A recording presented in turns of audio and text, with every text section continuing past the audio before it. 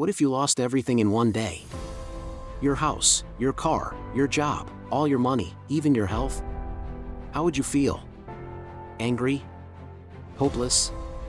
Would you still have faith? Well, that's what happened to a man named Job, and I want to tell you his story.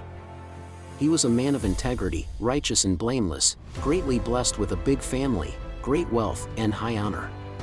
But it all changed one day when in heaven, Satan challenged Job's loyalty. He claimed that Job only served God because of his prosperity and would curse God if he experienced real trouble.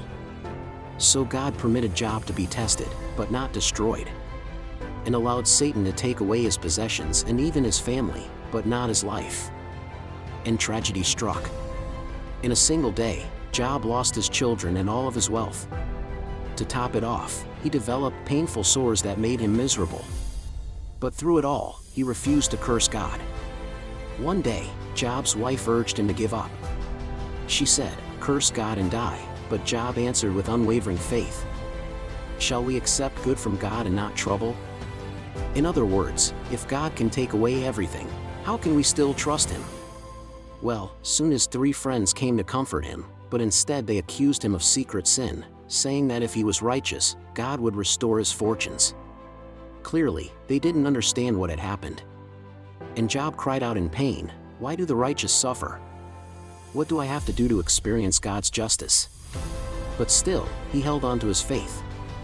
Then suddenly, God answered Job out of a powerful whirlwind.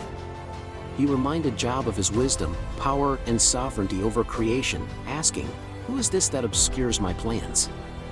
And Job realized his limited understanding. He saw God's greatness and humbled himself. Finally, God restored Job, blessing him with double what he had lost, giving him new children and a long life. In the end, Job had everything to complain about, but nothing to curse. Because no matter how much we lose, God is more than able to restore.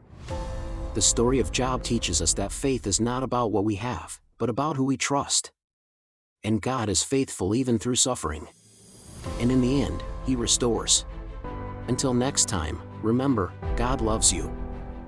Fountain Pen Faith Tales, where Bible stories come to life. Bell subscribe for more timeless truth, told like never before.